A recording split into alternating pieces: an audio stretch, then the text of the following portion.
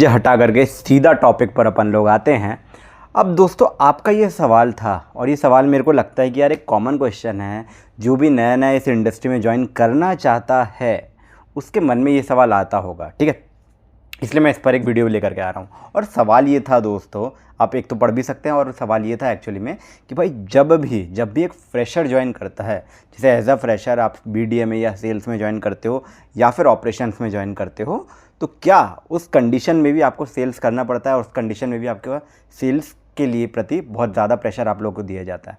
तो मैं दोनों के लिए कवर करने वाला हूँ, BDA के लिए और ऑपरेशंस के लिए, दोनों, ठीक है। सबसे पहला तो अपन BDA वाले लोगों के लिए बात करते हैं, क्योंकि बहुत सारे लोग सेल्स में ही ज्वाइन करते हैं, ठीक है। एज अ फ्रेशर जब आप सेल्स में ज्वाइन करते हो, तो मैं दोस्तों आप लोगों को बता दूं कि स्टार्टिंग वहाँ पर आपका जो रोल है ना, वो पहली चीज़ जो आपका रोल है वो आपका सेल्स का ही है, ठीक है। तो आपको थोड़ा टाइम आपको दिया जाएगा कि आप प्रोडक्ट्स के बारे में जान पाओ, नॉलेज ले पाओ, और जैसे ही आप वो नॉलेज को एकत्रित करते हो आपके ऊपर प्रेशर आना स्टार्ट हो जाएगा। आप मान सकते हो कि 15 से 20 दिन आपको दिए जाएंगे यहाँ पर, 15 से 20 दिन आपके जो मतलब ऐसा एज अ ट्रेनिंग पीरियड आप लोगों को दिया जाएगा। एंड उसके बाद आप लोगों को एक फुल फ्लेज दिया जाएगा। अब इस दौरान जो ट्रेनिंग का पीरियड रहता है, आपको किसी ब्रांच में टेम्परेरी पीरियड पर रखा जाएगा।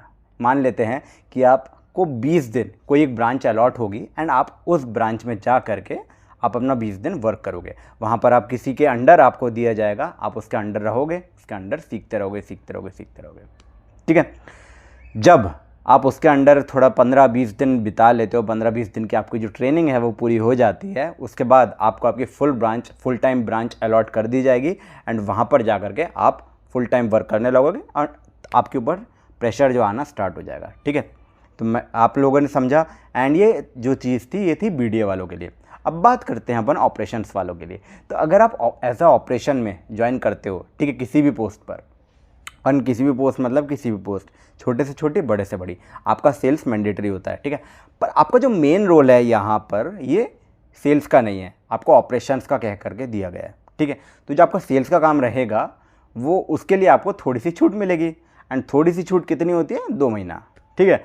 2 महीने तक अगर आप कोई सेल्स नहीं करते हो तो आपको बहुत ज़्यादा नहीं कहा जाएगा, ठीक है। हाँ, हालांकि आपको कहेंगे कि भाई करो करो करो करो, बट अगर आप नहीं कर पाते हो जनरेट तो आपको बहुत ज़्यादा नहीं कहा जाएगा। लेकिन 2 महीने बाद आप ये मत सोचो कि 2 महीने बाद भी नहीं कहा जाएगा। 2 महीने बाद आपके ऊपर फुल टाइम बहुत ज़्यादा प्रेशर आने लगेगा इस चीज़ के लिए कि भाई आपने अभी तक कोई सेल्स जनरेट नहीं करी है, एंड उसको ले करके आपको बार बार बोलना जाएगा, ठीक है। अब देखो, ये अपन ने देखा कि भाई कैसे आपको सेल्स जनरेट करनी है, मतलब कैसे जनरेट करनी है। मैंने पिछली वीडियो में आप लोगों को बताया था कैसे आप लोग लीड जनरेट करते हो। अगर आपने वो वीडियो नहीं देखा है तो लिंक नीचे डिस्क्रिप्शन में डाल दूंगा, वहाँ से जाकर के आप ज्वाइन कर लेना, वहाँ से जाकर के आप देख लेना, ठीक है।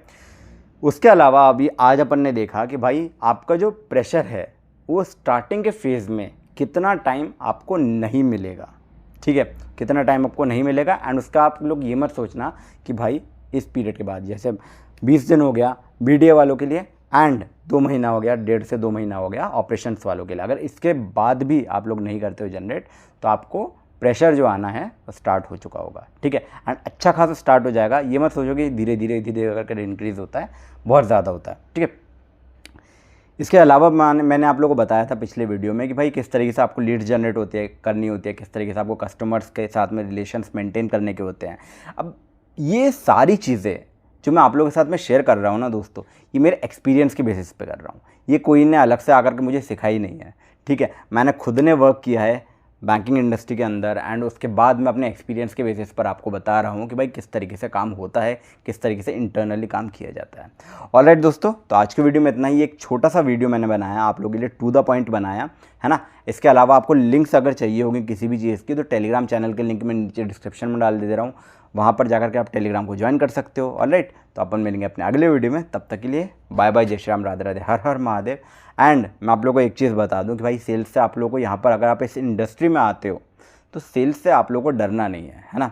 जिस हिसाब से ये सवाल था उसके लिए मैं जवाब दे रहा हूँ कि सेल्स से आप लोगों को डरना नहीं है, क्योंकि सेल्स आपका एक बहुत ही महत्वपूर्ण एंड इंटीग्रल पार्ट रहेगा जो आप लोग चाह करके भी कभी रिमूव नहीं कर पाओगे। और तो और एक बार सेल्स में आप अपना हाथ जमा लेते हो तो आप लोग के लिए जो काम है वो धीमे धीमे आसान होता जाएगा। के लिए जो काम है दोस्तों वो धीरे धीरे आसान होता जाएगा एंड उसके बाद आप लोगों को कोई भी दिक्कत नहीं आएगी। ऑलराइट, जय श्री राम, राधे राधे, हर हर महादेव दोस्तों।